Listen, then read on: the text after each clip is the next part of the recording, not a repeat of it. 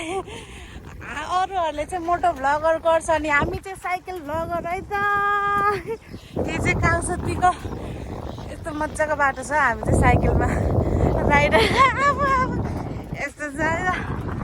कस्तो राम्रो आएको छ झन् है।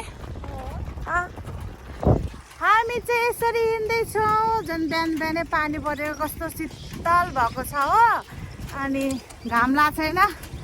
अनि म चाहिँ अहिले घाममा फर्केर आउनुपर्ने हुन्छ। ठिका छ मेरो अनुहार ठिका छ। अनि म चाहिँ अहिले एक्लै आउनुपर्छ। झन् आउँदा कति उकालो हुन्छ। यस्तै छ कस्तो नयाँ बाटो छ। यस्तो रोडमा चाहिँ साइक्लिङ गर्न नि मजा आउँछ है त। मेरो चाहिँ यहाँ चप्लीमा प्यान्टमा उयो पाइटेल अड्किँदैछ हो। मान्छेहरू बाइकमा हिँड्छ। हामी भने साइकलमा पनि भ्लग बनाउँदै हिँड्दै के हुँदा के। ल अब हामी बिस्तारै जान्छु ल।